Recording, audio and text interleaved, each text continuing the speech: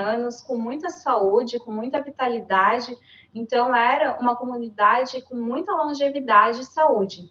Então, ele começou a avaliar, poxa, o que essa comunidade tem de diferente? O que essas pessoas consomem? O que as pessoas fazem, né, para serem tão longevas, né? Então, ele avaliou, né, e percebeu o quê? Que elas tomavam, né, um iogurte fermentado no seu consumo diário. Então, fazia parte da alimentação diária delas um consumo de iogurte fermentado.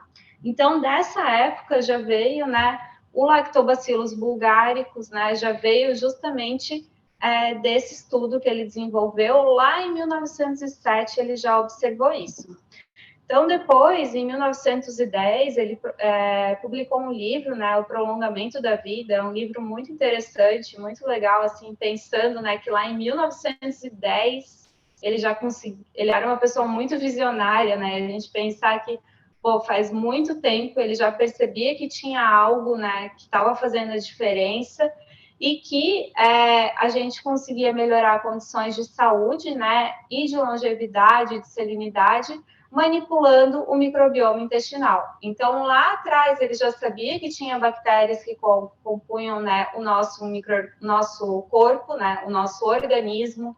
Ele já sabia que elas influenciavam de alguma forma, né, a nossa saúde. E tem vários dados, né, vários relatos dele muito legais nesse livro, O Prolongamento da Vida. Aqui é um print só que eu fiz de uma página, né? Eu dei uma lida, é muito interessante mesmo, vale a pena a leitura. Ele tem disponível em PDF para leitura online.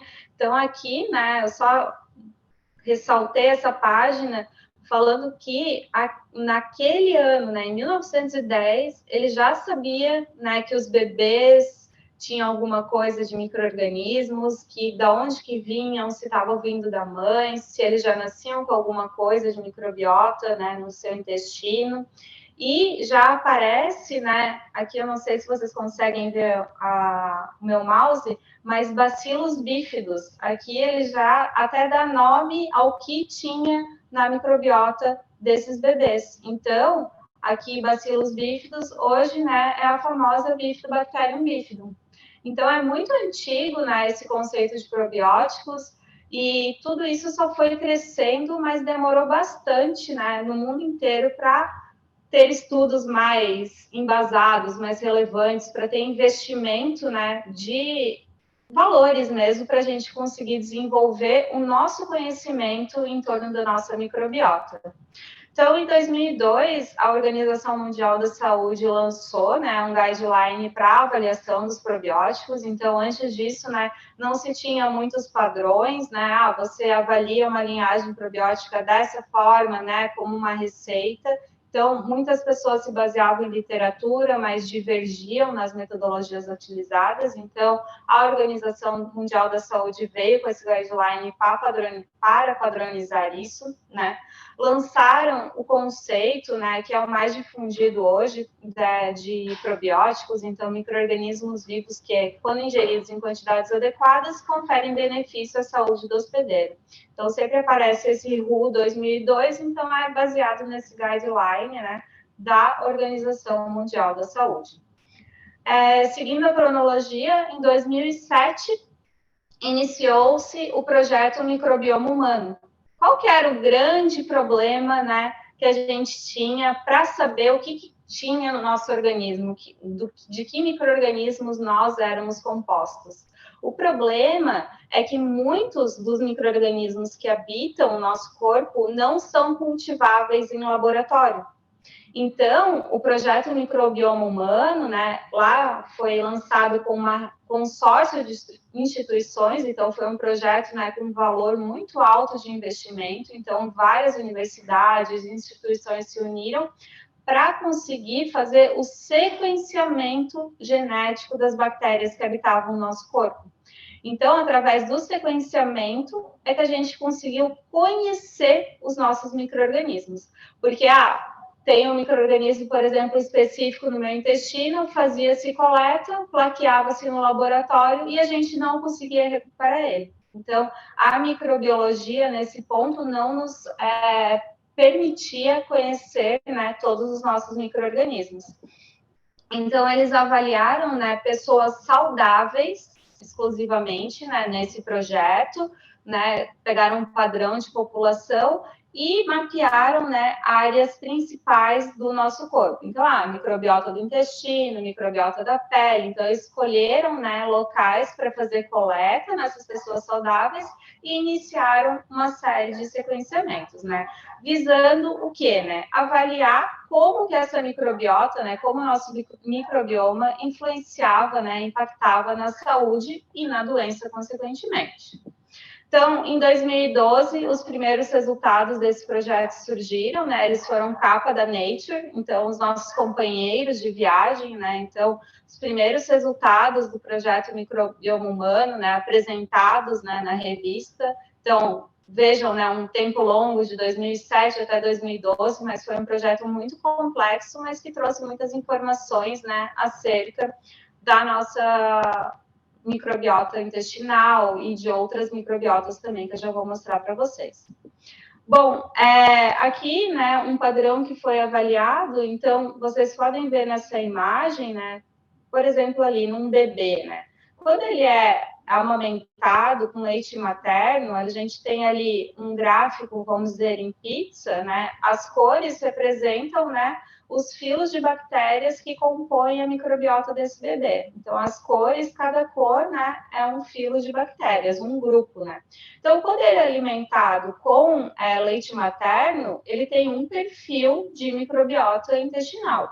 Quando é alimentado com fórmulas, né, para bebês, ele tem uma composição parecida, só que as quantidades, né, que compõem esse gráfico de pizza já são alteradas. Quando ele muda para alimentos sólidos, daí a gente já tem ali até uma prevalência, né, da cor amarela, já tem toda uma alteração dessa composição. Então, mostrando, né, a influência da alimentação, né, na formação da nossa microbiota.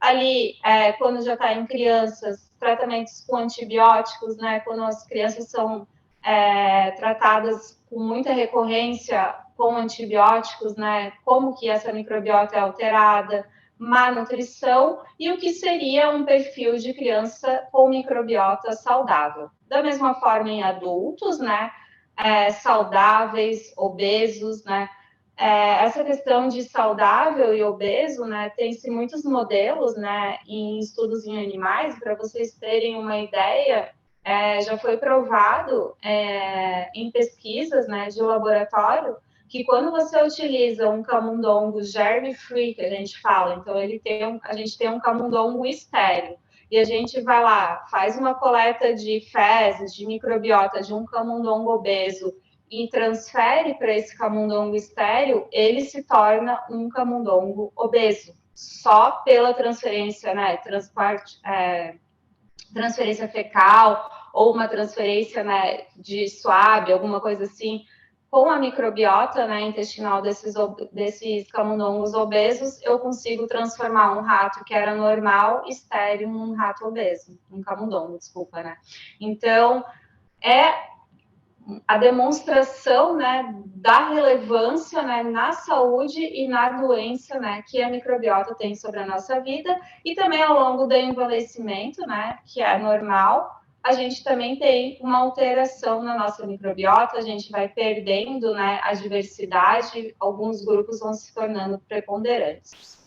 Aqui, eu fui recentemente num congresso de gastro, tinha bastante pessoal de nutrição, até agora eu não esqueci, não está me vindo na cabeça o nome, mas eu achei muito interessante uma médica, né, gastroenterologista que participou desse congresso, colocar o caso do Jeff Dahmer. Então, quem, né, acompanha o Netflix, ele teve uma série ali, né, ele era o canibal americano, e o que ele tem a ver, né, onde eu quero chegar com a história dele, né? Então, quero falar sobre a história de vida dele, para a gente pensar, né, o que levou ele a ser um canibal, um assassino, né, em série. Então, quando a mãe dele ainda tinha ele na barriga, quando ela estava grávida, ela já fazia um uso excessivo de medicamentos durante a gravidez.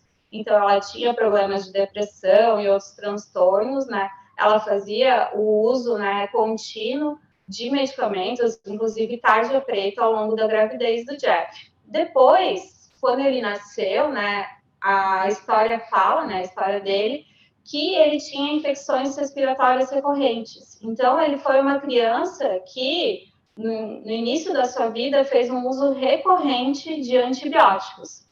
Depois disso, aos 4 anos, né, eles relatam que ele tinha 2 hérnias, né, na parede abdominal do intestino delgado, e ele foi submetido, né, a uma cirurgia para corrigir essas hérnias que ele tinha.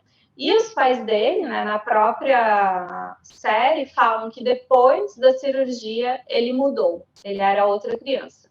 Então, né, o que eu quero mostrar com isso, né, que foi uma soma de fatores. É evidente que isso, né, não é justificativa e nem culmina, né, para uma pessoa se tornar um serial killer, um canibal, né?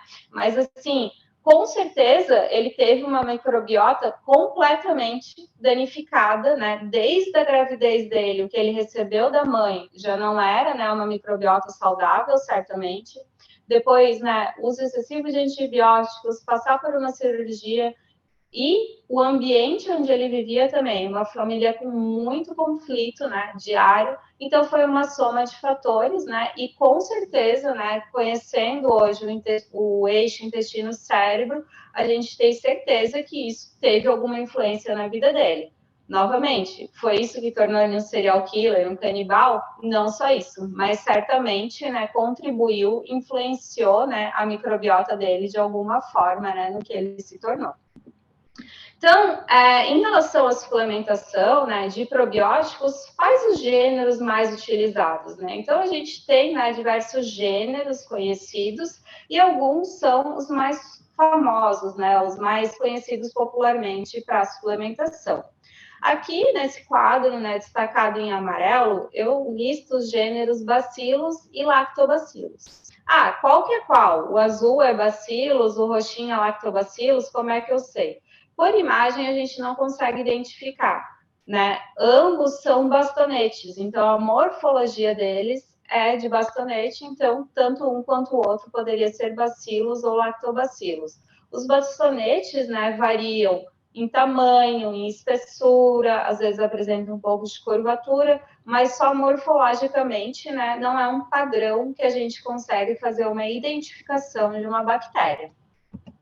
Ali, em formato de Y, as bifidobactérias. Então, o nome bifidobacterium vem justamente dessa estrutura bifurcada delas. Então, essa bifurcação, né, elas se diferenciam e formam, de fato, né, estruturas em Y. Isso dali, né, é o formato dessas bactérias, elas se diferenciam dessa forma, e o nome, né, de bífido veio justamente dessa bifurcação. E ali, embaixo, em rosa, a Saccharomyces, né? A Saccharomyces mais conhecida, né, em medicamentos, em formulações antidiarreicas. Ali poderia ser tanto uma Saccharomyces boulardii, né, que é, por exemplo, do Floratil, né, outras formulações antidiarreicas, e Saccharomyces cerevisiae, que compõe, né, a formulação da cerveja, também, né, entra nesse gênero.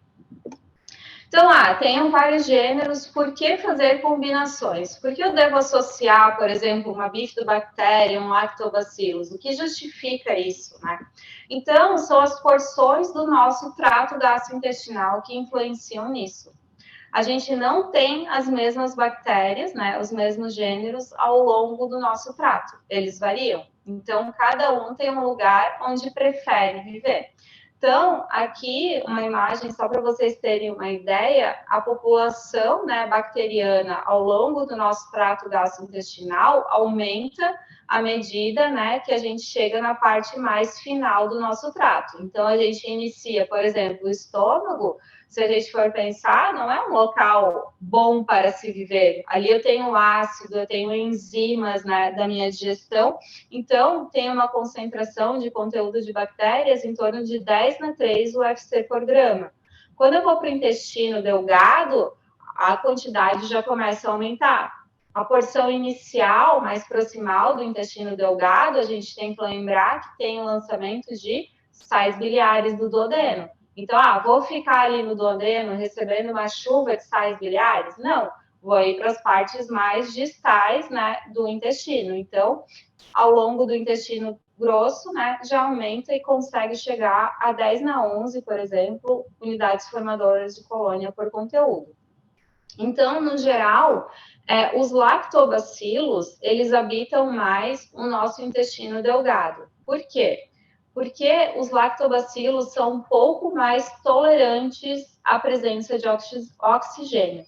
O nosso intestino grosso é uma região com mais restrição de oxigênio. Então, ali a gente tem preferencialmente as bifidobactérias. Então, assim, lactobacilos conseguem resistir um pouco, tolerar o oxigênio, e as bífidos são completamente intolerantes. Então, são porções variadas do nosso trato gastrointestinal, e por isso que a combinação, né, de gêneros é muito interessante, né, para atingir, né, para fazer a suplementação ao longo de todo o nosso trato gastrointestinal. Posso combinar probióticos e prebióticos na mesma formulação? Pode, mas tem ressalvas. Ressalvas devido ao quê? Não é o ideal devido à perda de estabilidade dos probióticos. Os prebióticos não são um recipiente inerte. Então, a gente já desenvolveu pesquisas que demonstraram que, infelizmente, a perda de viabilidade depois de fazer, por exemplo, uma cápsula, né, de formulação de probióticos com pré-bióticos, a gente tem perda de estabilidade, perda de viabilidade dos probióticos na formulação. Então, os prebióticos são excelentes, né? Eles são alimentos, são fibras, né? Ou carboidratos não digeríveis por nós, eles vão ser um alimento, né? Para esses probióticos que a gente está ingerindo, mas visando manter uma melhor viabilidade dos probióticos que eu estou formulando, uma melhor estabilidade da minha formulação, o ideal é separar em cápsulas diferentes, vou botar o prebiótico no sachê, só os probióticos numa cápsula. Então, a recomendação, né, pensando em viabilidade, é não utilizar prebióticos como recipiente, né, para probióticos. E combinar probióticos e paraprobióticos na mesma formulação. Aqui, para facilitar de lembrar, eu deixei como se fosse um ghost ou fantasminha, só para a gente sempre lembrar que a gente está falando dos paraprobióticos. Bom, não defini eles ainda, né? Então, aqui eu adianto que podemos sim, devemos associar eles, né, na mesma formulação, mas vou explicar para vocês um pouco, né, sobre os paraprobióticos. Então, paraprobióticos é um conceito muito novo. Se a gente for pensar, né, a primeira sugestão de conceito, de definição para eles, veio em 2011. Então, todo mundo referencia a Tabertini, nem vou tentar falar esse nome italiano, mas foram elas, né, nessa revisão, que sugeriram, né, o termo paraprobióticos. Então, aqui é um print, né, do paper, então, colocando, né, que elas propõem o uso do termo paraprobióticos, né, ou probióticos fantasmas, definidos, né, como células microbianas não viáveis, ou extratos, né, dessas células microbianas que, quando administrados oralmente ou de forma tópica, em quantidades adequadas, conferem benefícios, né, à saúde humana, ao consumidor, tanto humano quanto animal. Então, esse foi a primeira sugestão, né, a proposição de termo somente de paraprobióticos chegou em 2011. Então, quando a gente pensa na produção, qual que é a diferença, né, de um processo produtivo de probióticos e de paraprobióticos? Então, probióticos, né, eles são sempre cultivados, pensando aqui, por exemplo, na Gábia como fábrica. Então, a gente faz processos de fermentação de lactobacilos, bifidobactérias, saccharomyces, streptococcus. Então, temos o fermentado, temos aquele cultivo, né, com as bactérias crescidas. Depois disso, vou processar o meu cultivo, vou concentrar ele de alguma forma. Então, vou fazer um sistema de filtração, vou fazer um sistema de centrifugação. Depois ele vai para câmaras frias especiais, né, de ultracongelamento. e depois são secos pelo processo de liofilização. Então, na liofilização, a gente tem a passagem direto da água que está nesse cultivo ainda congelado, né? Direto do estado sólido para o gasoso pela sublimação. Então, quando a gente trata de bactérias vivas, né, de probióticos, a liofilização é o processo mais adequado para a secagem, porque ela preserva, né, as características desses micro-organismos. Então, ao fim da liofilização, eu tenho um pozinho, né, como mostra ali na imagem, um pozinho seco, né, com os meus probióticos. Quando a gente passa para paraprobióticos, a gente só tem o adicionamento, né, a adição de um processo, né, ao longo do processo produtivo geral. Então, a única coisa que mudou aqui foi, né, incluir a inativação térmica no processo. Então, da mesma forma que nem dos probióticos, vou ter o cultivo, a fermentação dos micro-organismos, vou fazer a concentração deles por filtração, por centrifugação, e daí eu vou pegar, né, esse concentrado e vou fazer uma inativação térmica dessas bactérias. Então, elas vão passar por processos, né, definidos, processos, né, padronizados, né, térmicos de inativação. Existem, né, na literatura diversos modos de inativação, seja por radiação UV, por sonicação, enfim.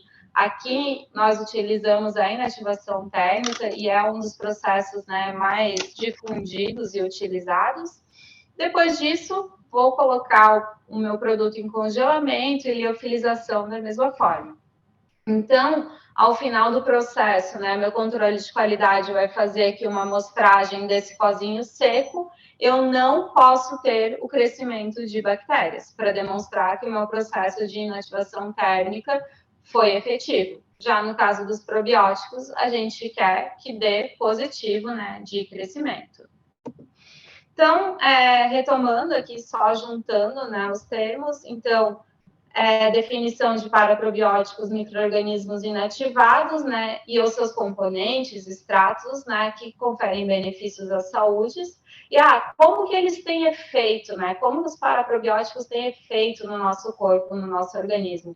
Ele é baseado na capacidade das células humanas, né, do nosso sistema imunológico, de reconhecer componentes específicos das bactérias. Vou explicar isso mais a fundo, né? Então, quando a gente fala de componentes específicos, tinha lá uma bactéria viva, fiz a inativação dela, e daí surge o termo MAMPs. O que são os MAMPs, né? É a mesma coisa que paraprobiótico, né? São sinônimos. Então, quando eu falo em probióticos, eu tenho a minha bactéria inativada, e quando eu estou falando de MAMPs, eu estou falando de padrões moleculares associados a essa bactéria.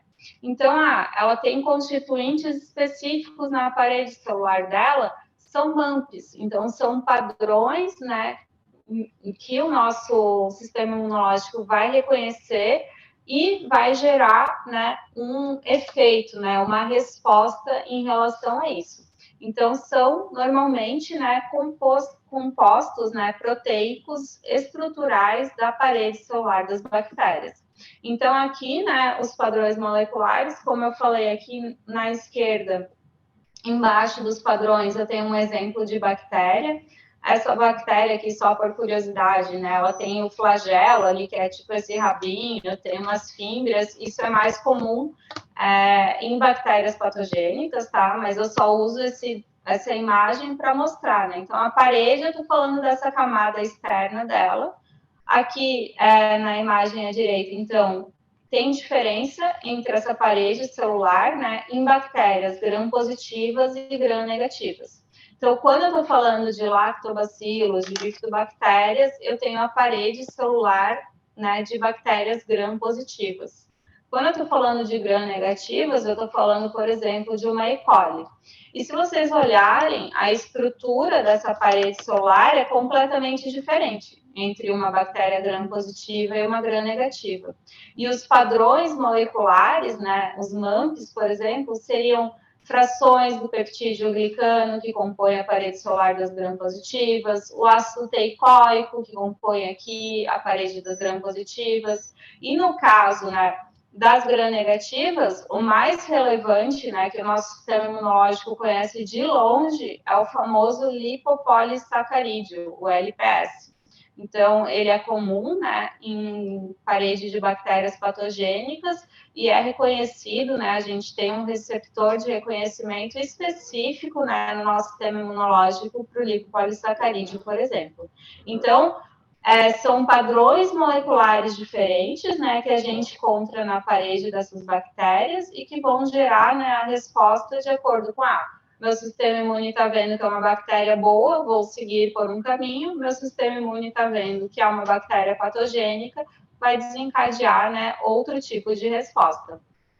Então, aqui, de forma resumida, né, padrões moleculares. Então, a gente só diferencia, né, em nomenclatura para visualizar, por exemplo, o MAMPs, a gente fala em padrões moleculares associados a micro-organismos.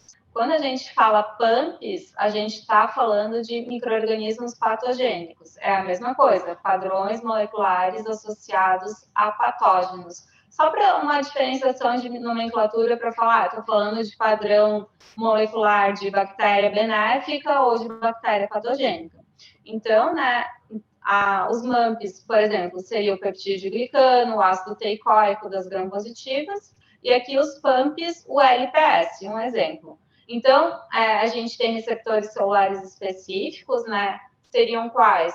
Os Toll-like receptors, por exemplo, o TLR4 é um receptor específico que a gente tem no nosso sistema imune para reconhecer o LPS.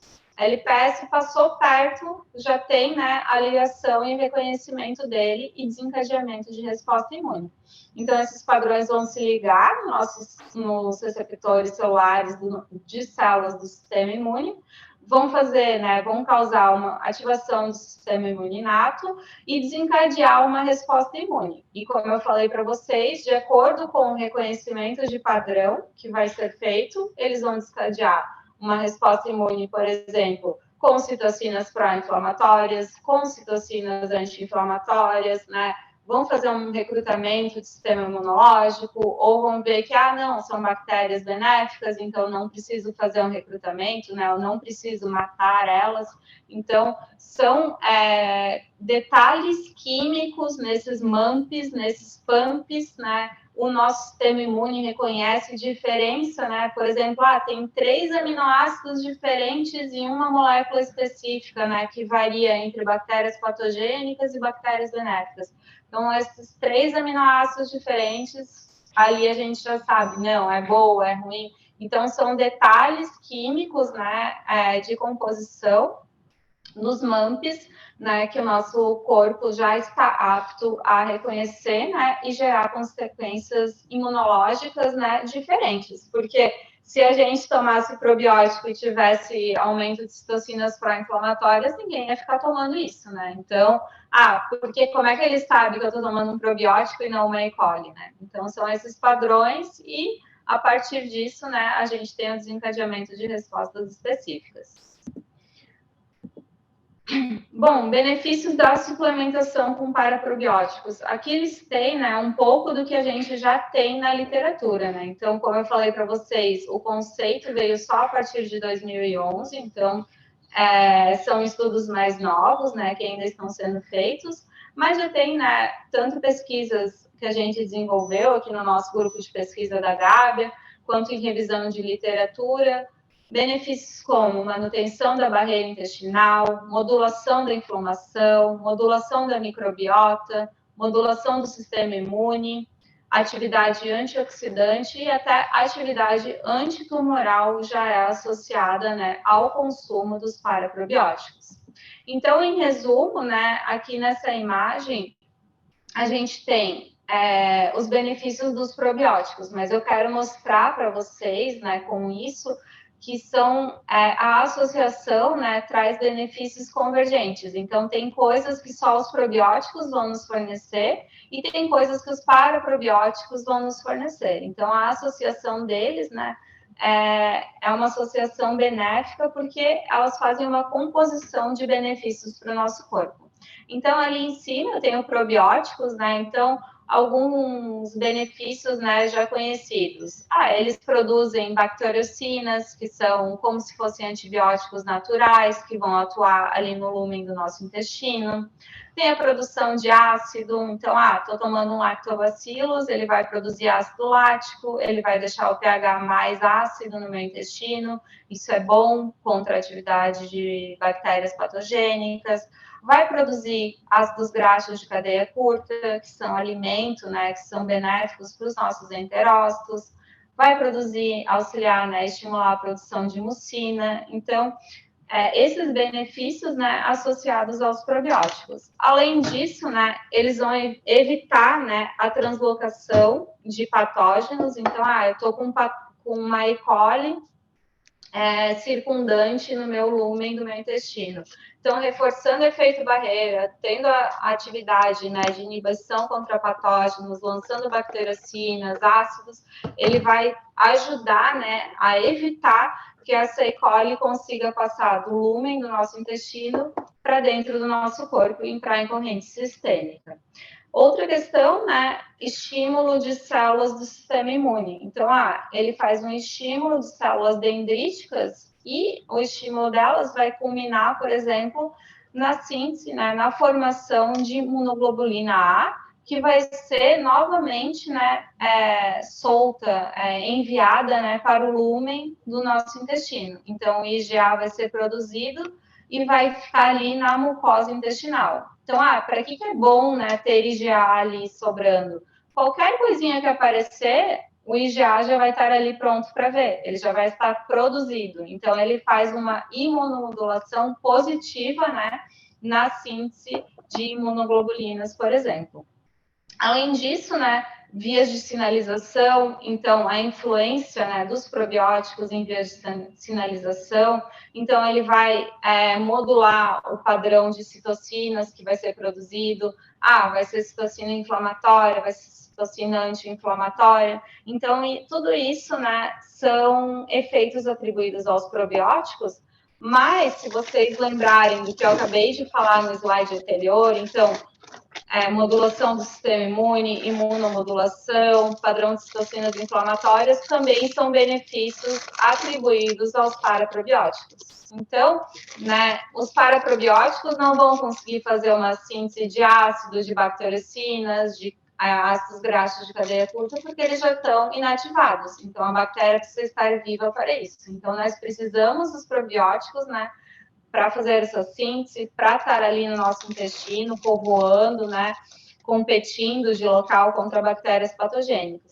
Mas quando a gente fala, né, em modulação do sistema imunológico, atividade anti-inflamatória, atividade antioxidante, né, tudo isso os paraprobióticos já conseguem interação. Aqui, alguns exemplos, né, de gráficos comparativos, né, Pessoal, alguém tá com o microfone aberto e tá dando muito barulho aqui no... Se puderem só olhar, por gentileza, tá vindo muito ruído aqui para mim. Obrigada. Aqui, né, então, na parte de cima, né, um exemplo de suplementação com MAMPs, né, com paraprobióticos. Então, foi feita uma série, né, de suplementação, MAMPs de casei, paracasei, Gassari, Beglactis, Streptococcus thermophilus, e padrões, né, de citocinas inflamatórias, como IL-1 beta e IL-6 foram avaliadas, e de citocinas anti-inflamatórias, como IL-10. Então, né, o que os MAMPs podem fazer, né, quando eu tenho um insulto inflamatório? Então, vocês veem aqui nesses gráficos, né, que os MAMPs têm efeito significativo, né, quando a gente, aqui, né, só lembrando, amostra de sangue, tá, pessoal? LPS é aquele lipopolissacarídeo de E. coli, que está aqui nos gráficos também. Então, aqui exemplos de animais que só receberam injeção de lipopolissacarídeo. E, né, do lado, né, as barras são animais que receberam a injeção de lipopolissacarídeo também, mas que estavam fazendo um consumo preventivo de MAMPs.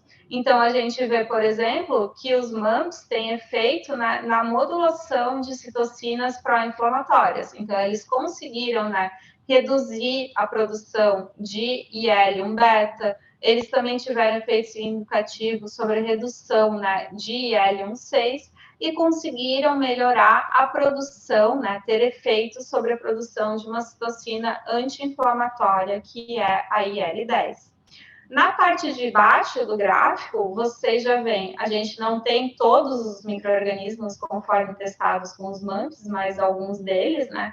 E o que a gente vê, né, o que pode observar é que varia muito esses resultados. A gente não tem um padrão, né, bem certinho, que nem a gente viu nos gráficos dos MAMPs. Então, o que eu quero mostrar com isso, né? A nível sanguíneo, né, pensando numa modulação de inflamação, o que seria mais interessante fazer a suplementação? Né? Eu acho que com MAMPs eles têm um efeito padronizado, né? Um efeito positivo sobre citocinas pró-inflamatórias, um efeito benéfico sobre citocinas anti-inflamatórias. E esse mesmo padrão a gente não consegue ver quando um animal é suplementado com probióticos. Mas quando a gente vai para o intestino, né, aqui são análises feitas em intestino, a mesma questão, animais que receberam somente, né, insulto com lipopolissacarídeo, outros estavam recebendo os MAMPs e os probióticos na parte de baixo. Então, aqui a gente já vê mais o quê? Uma variação um pouco maior nos MAMPs. Então, a nível intestinal, a gente não tem um padrão de benefício deles sobre citocinas pró-inflamatórias. Claro que tem casos, né, que eles são significativos. Sobre a IL-10, né, eles têm efeito, né, positivo sobre a produção dela, mas já na parte de baixo dos gráficos, a nível de probióticos, ele já tem um efeito mais padronizado. Então, ali no gráfico G, né, níveis de L-beta, todos os probióticos tiveram ação, né, reduzindo, né, modulando positivamente a produção de citocinas pró-inflamatórias, e L6 também reduções significativas, e a gente teve, né, um aumento de produção de L10. Em relação ao estresse oxidativo, né, atividade antioxidante, então, estou com o meu sistema imunológico superativo, por exemplo, os neutrófilos vão chegar lá e vão produzir um monte e liberar, né, de espécies reativas de oxigênio. Para quê? Para matar todo o patógeno que estiver ali por perto. Só que isso acaba, né, afetando o que a gente tem de células, de coisas boas ali. Então, quem tiver pela frente vai ser morto. Então, acaba afetando o nosso corpo também, né, um estresse oxidativo exacerbado. Então, quando a gente faz uma suplementação com MAMPs, né, um efeito excelente, né, muito visual aqui nos gráficos, né, aqui análise no gráfico B de intestino, aqui no gráfico C, eixo intestino-cérebro. Então, estou fazendo a suplementação via oral e eu não estou vendo o estresse oxidativo aumentado lá no cérebro desses animais. E olhem como está alto, né, na barra do LPS. E na parte de baixo, com probióticos. Então, a nível intestinal, né, a gente vê uma tendência de redução de estresse oxidativo, mas isso é muito mais visível com os MAMPs. E a nível de cérebro, né, também é inquestionável um efeito, né, eixo intestino-cérebro dos probióticos, né, sobre o estresse oxidativo, muito evidente, né, e muito positivo. Aqui também, né, mais um pouco de estresse oxidativo, intestino, cérebro também, são outros modelos, né, de análises, por isso que são mais gráficos, né, de estresse. Então, no B, intestino, né, os MAMPs também reduzindo concentrações de nitrato, né, que seria relacionado à produção de óxido nítrico também pelo nosso sistema imunológico. No gráfico C, em cérebro, também um efeito super positivo, né, modulando esse estresse oxidativo que está ocorrendo no nosso corpo devido, né, à inflamação causada pelo lipopolissacarídeo. E os probióticos, né, na parte de baixo, aqui também um efeito super positivo, tanto a nível, né, intestinal, quanto em cérebro, né, reduções significativas, né, nos parâmetros de estresse oxidativo.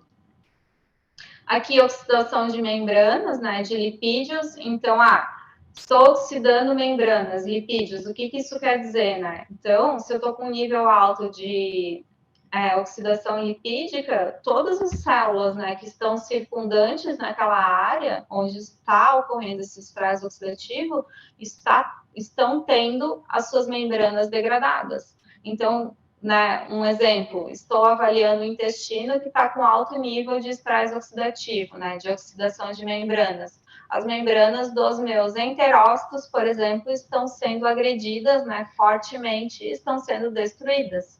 Né? Então, a gente vai gerar, obviamente, uma permeabilidade intestinal, só como um exemplo, né, do que seria essa avaliação. Então, aqui, a nível intestinal e de cérebro, né, a gente consegue ver mais em cérebro um pouco de atividade, né, dos MAMPs, mas, novamente, aqui, os probióticos, né, a nível intestinal, efeitos super significativos, positivos, né, protetivos contra esse estresse oxidativo de membranas, e no cérebro também a gente consegue observar isso. Então, assim, às vezes o probiótico consegue ter um efeito melhor sobre esse parâmetro de estresse oxidativo no intestino. Mas, quando eu avalio o sangue, os MAMPs são mais efetivos. Então, assim, essa associação, né, é complementar devido a isso, porque as funções deles, né, as atuações são complementares, os benefícios, né? Então, isso é muito interessante. Estou com um nível de inflamação alta no meu corpo, mas os probióticos não estão conseguindo agir, né, a nível de soro, né, de análise de sangue. Então, vou colocar os MAMPs junto. E assim, tudo isso que eu mostrei, né, nesses gráficos para vocês. Aqui é um exemplo, né, desses animais aí, desse estudo que eu apresentei para vocês, né, comparativo. Então, só para vocês terem uma ideia do que eu estou falando. Então, aqui à esquerda, né, seria um intestino delgado de um animal saudável, que não recebeu nada. Então, aqui no lúmen, né, seria, né, o lúmen intestinal deles, e aqui as microvilosidades, né, então aqueles dedos, né, com os enterócitos, né, aqui seria a parede do nosso intestino delgado. E quando esse animal recebe a injeção de lipopolissacarídeo, vocês veem a imagem à direita. Então, assim, está tudo destruído, tudo sendo degradado. Esse intestino aqui, sem sombra de dúvidas, né, pergunto para vocês, é evidente que está super permeável, né? Está passando tudo. Então, o que tiver de toxina circundante no lúmen, o que tiver de bactéria patogênica, a possibilidade de translocação, está passando alérgenos, está passando de tudo aqui nessa barreira intestinal, né? Então, esse é um efeito do LPS, né, sobre o nosso intestino e que é demonstrado ali nos gráficos, né, que eu apresentei para vocês, que tanto os probióticos como os paraprobióticos, né, têm uma ação protetiva, né, em relação a isso. E aqui vocês podem ver, né, então, nessa imagem, né, intestinos suplementados com paracasei, belactes, gáster e termofilos. Então, são intestinos, né, daqueles animais que eu apresentei ali. Então, aqui a gente consegue ver, né, as microvilosidades, né, a gente consegue ver nessa definição da parede intestinal, muito diferente do que a gente observa nos animais com LPS. Então, essa integridade da barreira intestinal, né, a qualidade dos parâmetros bioquímicos ali, de estresse oxidativo avaliados, tá com menor inflamação, tá com menos estresse oxidativo.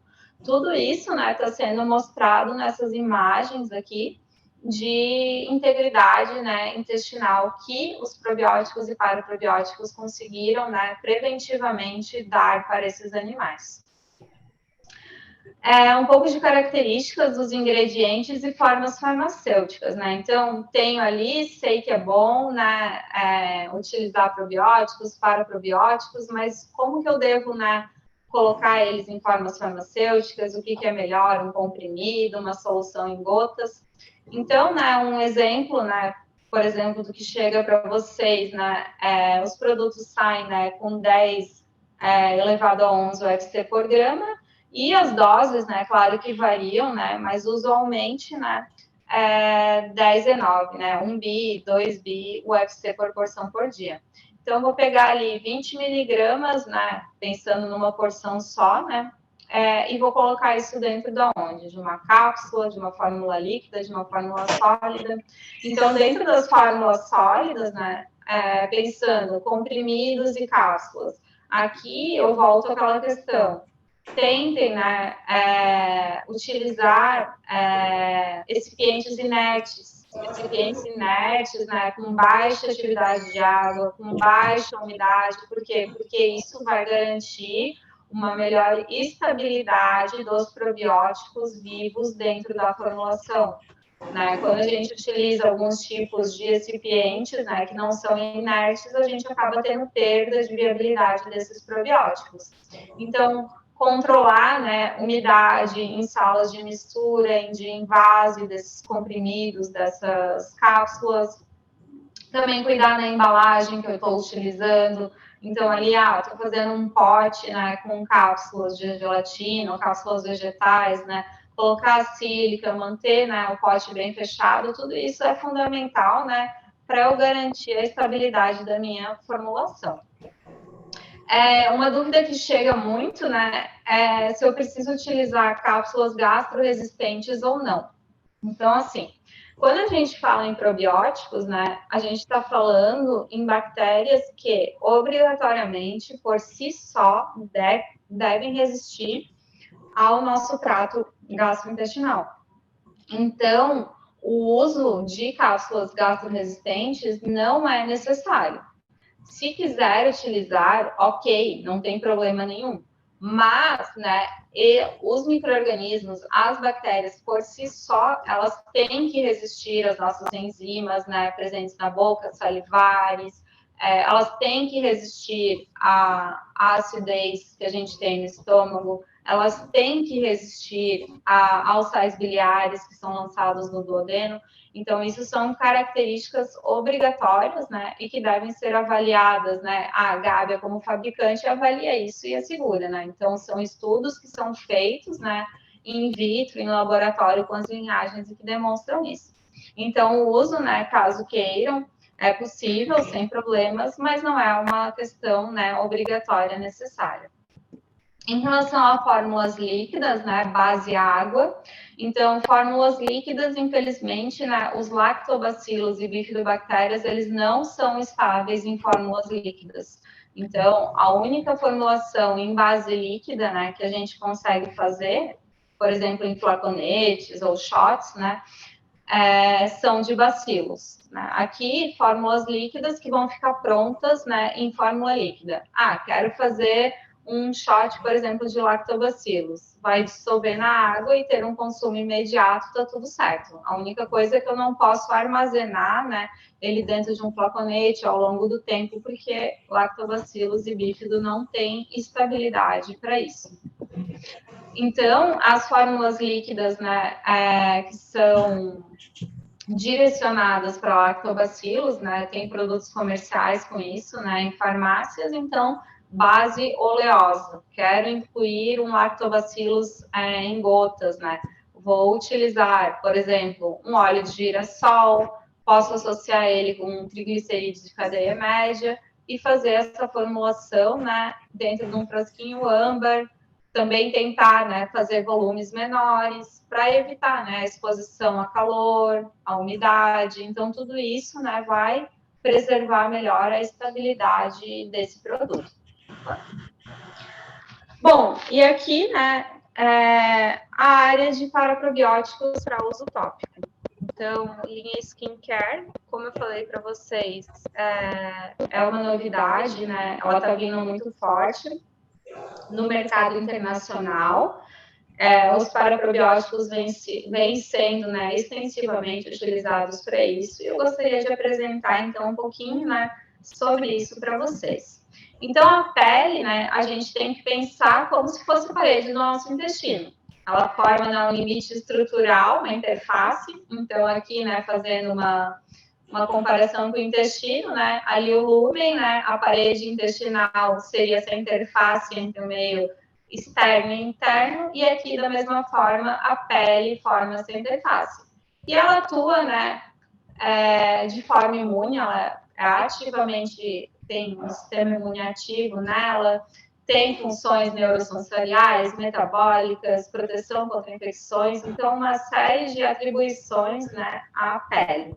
Então a microbiota cutânea também já foi avaliada, né, foi sequenciada para ser definida, né, o que compõe a nossa pele. Então são tipos de bactérias um pouco diferentes, né, um pouco não, bastante, até vamos dizer assim, diferentes do que a gente tem no intestino, né, mas ele tem características específicas. Então, assim, por exemplo, quando eu tenho uma área sebácea, uma área que são com presença mais de sebo, como aqui o exemplo no corpinho da esquerda, testa. A testa é uma área sebácea, certo? Então, aqui eu tenho um padrão de microbiota cutânea. Quando eu vou para locais úmidos, em verde, aqui no corpinho, eu tenho outro padrão de formação, de composição de microbiota. E quando eu vou para áreas mais secas, né, que estão aqui no corpinho em vermelho, eu tenho outra composição de microbiota. Então, né, resumidamente, a nossa microbiota cutânea varia principalmente de acordo com as regiões do nosso corpo e pensando, né, se é uma região mais úmida, se é uma região que tem mais produção, né, que tem mais glândulas sebáceas, uma área com mais sebo, se é uma área mais seca. Então, isso influencia, né, essas características influenciam em qual tipo de bactéria eu vou ter ali naquela região.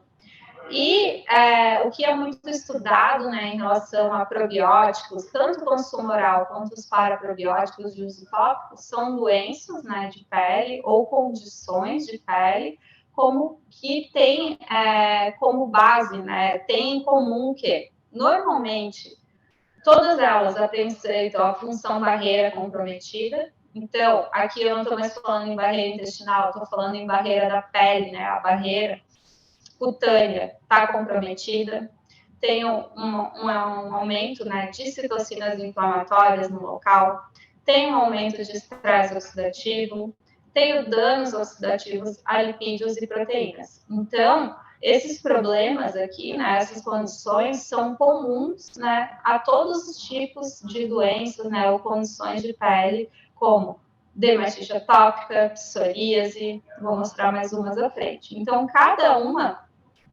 tem um padrão de alteração de microbiota.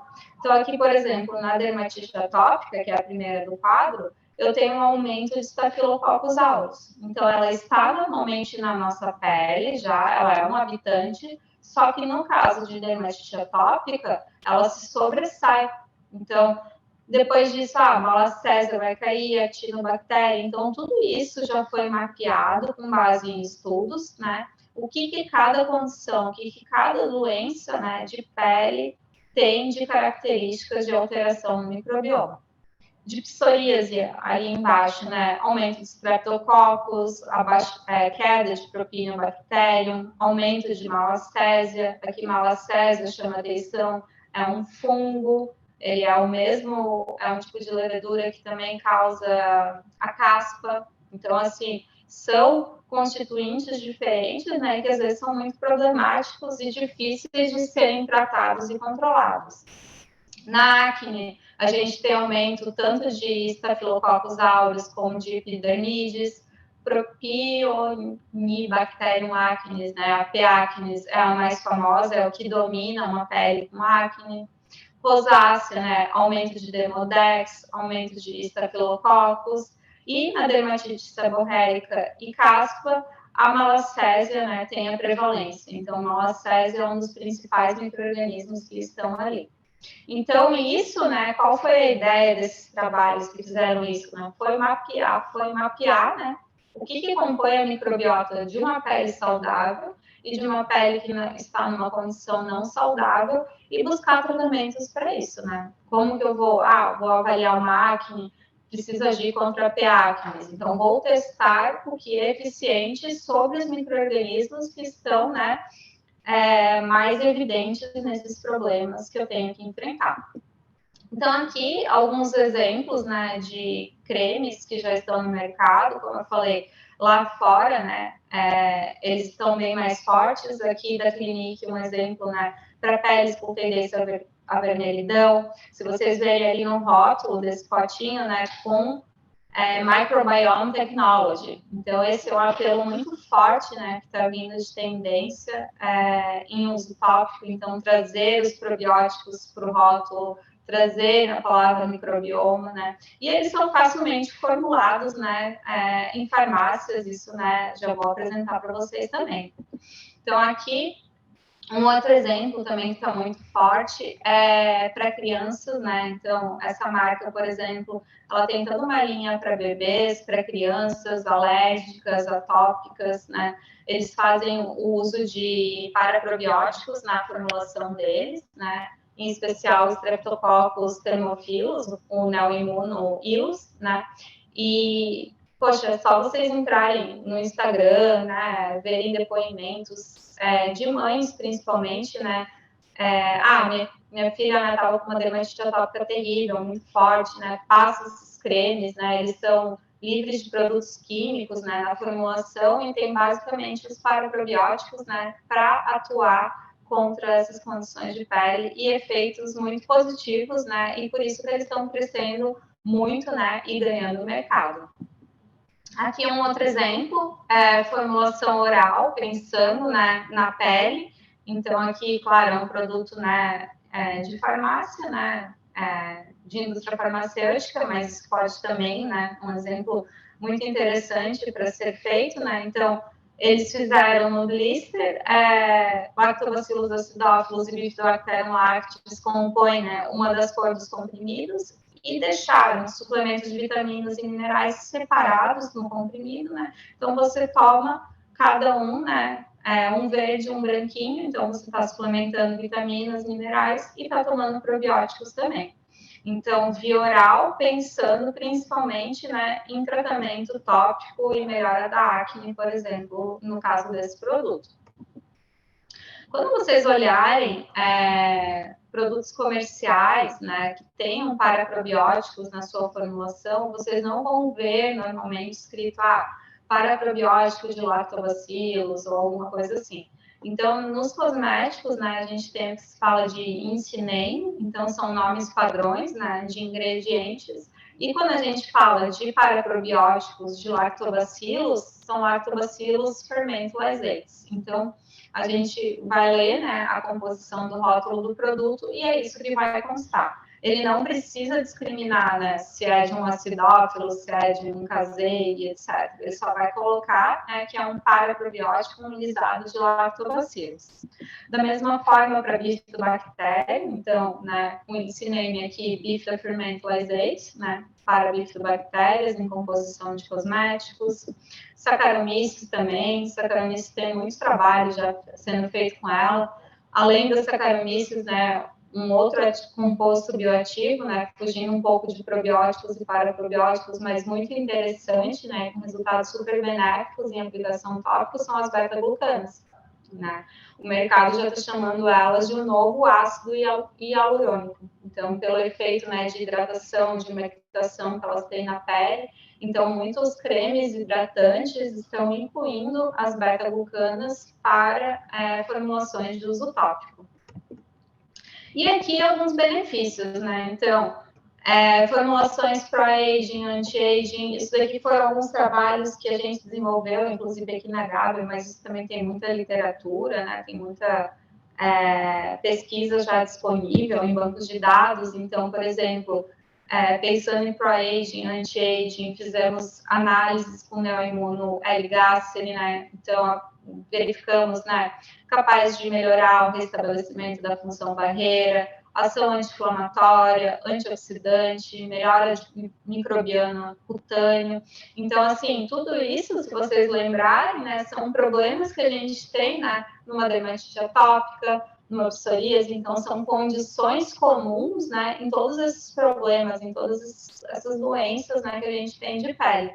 Então, sempre é muito positivo, né, melhorar a função barreira, ter efeito anti-inflamatório, antioxidante e tentar modular de alguma forma, né, a microbiota cutânea. Então, eu posso estar agindo, né, aplicando um creme, né, de forma tópica e com certeza, né, complementar a isso fazendo uma suplementação via oral, porque obviamente também tem efeito, né, estou com meu intestino íntegro, saudável, né, isso vai refletir, né, na minha pele também, com certeza. Então, aqui, um exemplo para dermatite seborreica e caspa, então fizemos, né, avaliações também, com aqui o Paracasei, por exemplo, né, o imunoparacasei, avaliamos, né, que tivemos melhoras de citocinas pró-inflamatórias, então redução de processo inflamatório, que é muito forte no processo de caspa, melhora de revitalização, então assim, tenho feridinhas, preciso de uma cicatrização, então revitalização nesse contexto, melhoras de parâmetros de estresse oxidativo, então tudo atribuído, né, a essas condições. Regeneração da função barreira. Então, assim, às vezes parece que é a mesma coisa, mas são, como eu falei, condições comuns, né, para tudo isso de problemas, né, e doenças que a gente tem na pele. Aqui, dermatite atópica, então, que nem eu mostrei ali para vocês, aquele creme ali pensando em bebês, crianças, mas claro que isso não se limita só a eles, né? Era só um exemplo, mas crianças atópicas, então, uso de Streptococcus thermophilus, né? O Neoimmunoilus, então, modulação de resposta inflamatória, então, a gente consegue reduzir citocinas inflamatórias, melhor atividade contra o estresse oxidativo, modulação do microbioma cutâneo. Então, são tudo parâmetros. Tenho remédios específicos para minha dermatite, tenho cremes específicos que o meu médico já prescreveu, ok. Mas, assim, não custa nada você aderir, né, implementar um outro tipo de suplementação via oral ou via uso tópico para melhorar ainda mais esses parâmetros, né. Aqui também viabilidade celular, regeneração da função barreira, né, com o uso de luz UV em dermatite atópica, revitalização cutânea, então em casos, né, que demandam cicatrização, então também melhora de perfil de citocinas inflamatórias, melhora de síntese de colágeno, elastina, redução de eritema, edema, né? Então, aqui um exemplo, né? Produtos pós-tratamento, laser, peeling, outros, então é uma opção, né? E eles podem ser formulados, né? Esses paraprobióticos de uso tópico, em cremes, loções, enfim, o que tiver, né? De formas, né? Cosméticas para serem aplicados, não tem problema nenhum. E até uma questão, né? Que eu esqueci de falar antes por que usar paraprobiótico, né? Por causa da compatibilidade, né, com a formulação cosmética. Então, eu não consigo, né, em formulações cosméticas, manter os probióticos estáveis, vivos. Então, por isso, né, os paraprobióticos, né, são utilizados em formulações cosméticas e lembrando, né, de tudo que eu falei, eles têm um super efeito quando a gente pensa, né, nas necessidades de uma doença, de uma condição de pele. Então, atuar sobre inflamação, sobre regeneração de barreiras, sobre estresse oxidativo, sobre síntese, né, de colágeno, elastina. Então, é isso que a gente precisa, né, para uso tópico e eles têm um efeito muito bom. Dosagens, né, finalizando já, probióticos, então, uso oral para probióticos, uso oral e uso tópico. Então, probióticos de uso oral, sempre lembrando, né, são bactérias vivas, então a gente faz o doseamento em unidades formadoras de colônia por grama. Aqui botei um bi só como exemplo, né, mas é em torno disso que normalmente se trabalha, de suplementação. Para probióticos do uso oral, eu estou com as minhas bactérias inativadas, eu não tenho mais contagem microbiológica. Então, o doseamento de paraprobióticos é em miligramas. As doses usuais são de 10 a 100 miligramas por porção por dia. Da onde tiraram isso? Tiramos de estudos. Então, a Gábia conduziu uma série de estudos, né, em modelos, iniciando em modelos celulares, depois fomos para modelos animais, né, e conseguimos embasar, né, esse doseamento entre 10 e 100 miligramas em efeitos benéficos, né, que a gente observou, né, nos resultados das pesquisas que a gente conduziu. E para probióticos de uso tópico, a inclusão se dá em porcentagem. Então, aqui botei, né, como padrão 1% de inclusão, isso pode variar, né, cada caso é um caso, mas no geral, né, 1% tem um bom efeito e atendimento, né, para formulações cosméticas. Bom, pessoal, aqui deixo para depois vocês olharem também algumas sugestões, né? Alergias alimentares, inflamação intestinal, saúde intestinal, dermatite atópica aqui, né? Vários neuroimunos, né? Pensando em suplementação oral aqui, saúde da mulher, saúde mental, sempre justificando, né? Essa combinação, né? De associação baseada nos benefícios que cada insumo pode trazer, né? Então, tanto os probióticos como paraprobióticos, pensando no efeito complementar deles. Então, era isso. Espero que tenham gostado da aula. E, novamente, foi um prazer. Eu agradeço a presença de todos vocês. Oi, Ana. Eu acredito que todos aí tenham gostado da aula e a gente tem aqui umas perguntas. Eu parei o compartilhamento da tela, eu sempre fico na dúvida. Tu parou todo o compartilhamento. Parei? Tá. Então, ali, qual seria o excipiente ideal para manter a estabilidade da formulação? Acredito que o excipiente em cápsulas, Ana. Sim, em cápsulas recipientes normais, assim. Então, por exemplo, tem uma celulose microcristalina, alguma coisa mais utilizada normalmente, né, em formulações que vocês utilizam já normalmente no dia a dia da farmácia, né? Então, a celulose é um exemplo, maltodextrina, né, também não vejo problema. Então, pensando sempre só em algo mais inerte, né, mas que já seja utilizado normalmente, né, sem problema nenhum. Se a gente pode, Ana, disponibilizar a literatura, o qual discrimina a instabilidade dos probióticos junto aos pré-bióticos. Acredito que sim. Vou só confirmar isso com a Marina, é um estudo que a gente já conduziu, só vou verificar a disponibilização disso, mas retorno via Graça com isso para vocês. Perfeito. Aí, depois, se for possível, acho que quem pediu aqui foi o Bruno. Bruno, a gente vai estar disponibilizando ele lá no clube do Telegram, no clube da Nutrição Purifarma. Só procurar lá, tá, pessoal? Então, por isso que é bem importante. Todo mundo está aí no clube da Nutrição Purifarma, porque lá a gente coloca todos os arquivos, as aulas, e está tudo sempre disponibilizado lá como uma forma de biblioteca online para vocês. Essa aula ficará disponível em EAD? Sim, ficará disponível em EAD. A Leia perguntou se a aula pode disponibilizar a apresentação. Não, Leia, a gente não disponibiliza mais a apresentação, mas a aula fica sempre gravada no Clube da Nutrição Purifarma, então é só assistir a aula de novo e os slides vão estar lá. Como faço para entrar no grupo do Telegram? Peraí que eu já vou colocar o link aqui para vocês, tá bom? Só um minutinho. Por favor, gente, se tiver mais perguntas...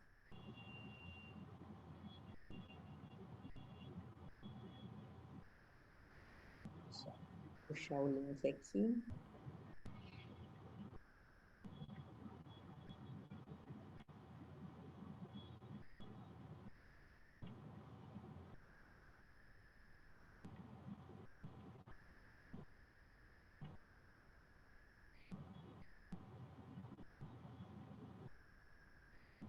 Ficou um silêncio, Ana. Pode falar alguma coisa enquanto eu pego o link.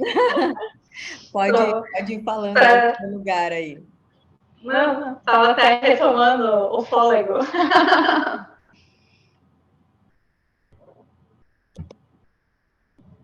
Estou colocando aqui.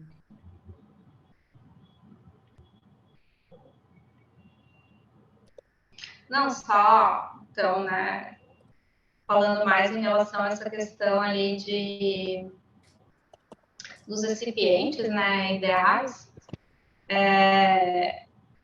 Os frutooligosacarídeos, por exemplo, foi algo que a gente estudou, né? Então, a gente viu, né, essa perda de viabilidade.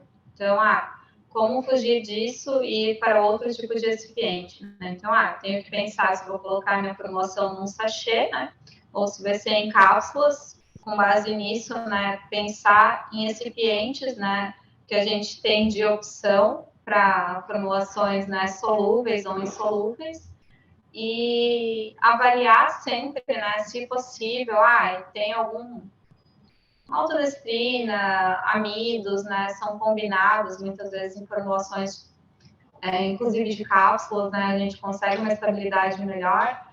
A celulose microcristalina também, né, com estearato, outros compostos ali antimectantes também. Então, é mais a questão mesmo de pensar algo que seja de fato só um recipiente, né? E não tenha algum outro efeito junto, né? Que ele seja de fato inerte na formulação. Ana, a interogermina é um produto que já vem líquido dentro de um flaconete. Então, conforme você explicou, seria constituído somente de bacilos?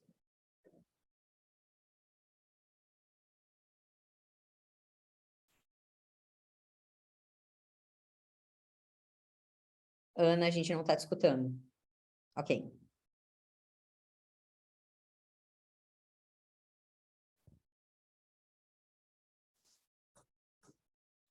Ainda não.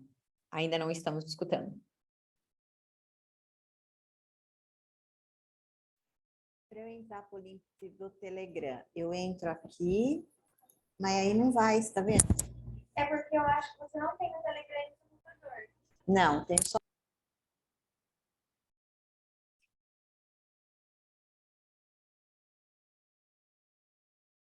Ana, tá me escutando?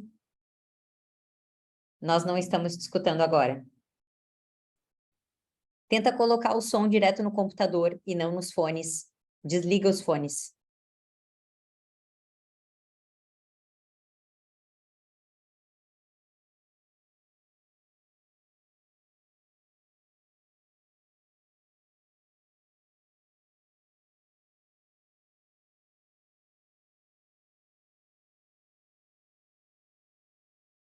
Só um minutinho, gente. Deu um problema ali com a Ana, mas eu acredito que ela já está resolvendo.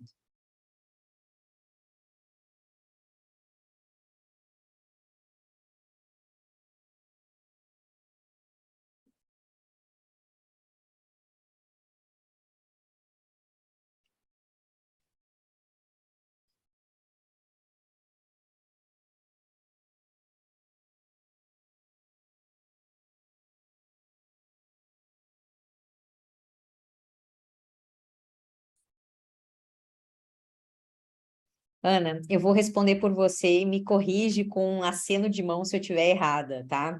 Posso utilizar foz e inulina como recipiente de cápsulas? Na questão dos probióticos, eu diria que não, porque não se utilizam pré-bióticos como recipiente dos probióticos, correto, Ana?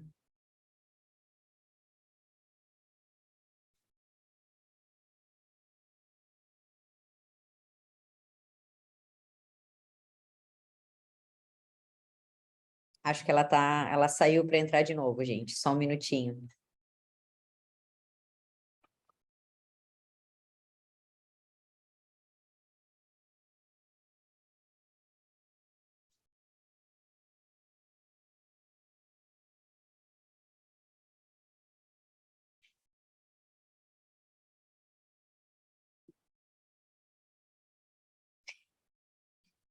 Enquanto a Ana não entra, falo para vocês então que para entrar no clube do Telegram, do Clube da Nutrição Purifarma, precisa ter o cadastro no Telegram, né? E aí então o link entra direto e vocês podem procurar todas as nossas aulas, todos os nossos protocolos disponíveis, tá? No nosso link, mesmo no nosso canal do Telegram. Então, todos os protocolos de todas as aulas que a gente já teve, vocês vão encontrar todos lá. A Ana voltou. Voltou. Deu o bug do sistema, tá me ouvindo agora, né? Agora sim, agora sim. Meu, nem o meu computador desconectando tudo tava saindo do áudio. Ana, vamos lá. A interogermina é um produto que já vem líquido dentro de um flaconete. Então, Isso. conforme você explicou, seria constituído somente de bacilos? Exatamente. A intragermina, se não me falha a memória, é o Bacillus clausi. Então, a única composição dela é bacilos, né? E eles declaram como recipiente, vamos dizer assim, né, o veículo água. Então, nesse caso ali, né, quando a gente não coloca conservantes nem nada junto, a gente tem que ter um ambiente muito estéril, né, e controlado para conseguir fazer uma formulação em líquido, né, e deixar dentro de um flaconete só em água para não contaminar com outras coisas, né. Então, no caso da intragermina, é isso mesmo, é só bacilos. Tá. Posso utilizar foz e inulina como recipiente em cápsulas? Eu Não, respondi que não. não. É justamente isso. Elas afetam, né, a viabilidade dos probióticos. Infelizmente, né, a gente tem perda de viabilidade muito rápida, né, com foz, inulina. Então, o ideal é prescrever mais separadamente, né? Então, vou fazer... Pode ter na mesma fórmula, na mesma prescrição, mas não na mesma fórmula. Isso, exatamente. Então, vou consumir, mas cada um dentro da sua cápsula separada ou dentro de um sachê, né? Então, assim, em relação a isso, são características, incompatibilidade química, ou às vezes, assim, o recipiente tem uma atividade de água muito alta.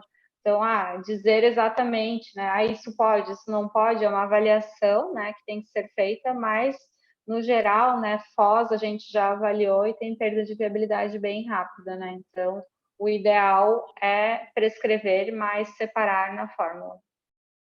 Certo. Mais dúvidas, gente? Para Ana, aproveitem. Que agora ela voltou, né, Ana? Voltou com áudio. Vamos ver se dura. Tá apitando aqui os meus fones. Então, Ana, acredito que muito obrigada pela aula de hoje. Foi ótima, acredito que muito esclarecedora novamente, né, em relação a paraprobióticos, os MAMPs, e aí também os paraprobióticos de uso tópico, né? Uhum. E, pessoal, a aula estará disponível a partir de amanhã no Clube da Nutrição Purifarma e no nosso canal do YouTube também. Ok? Ana, mais uma vez, muito obrigada. Tá? E, pessoal, até a semana que vem, quarta-feira, mais uma aula aqui no Clube da Nutrição. Que é surpresa, ainda não definimos o assunto, mas teremos aí mais uma aula. É sempre surpresa. Teremos Fortes mais uma aula emoções. surpresa na semana que vem. Tá bom? Obrigada. Tchau, pessoal. Beijão, uma excelente quarta para todo mundo. Tchau, tchau. Tchau, Obrigada. tchau.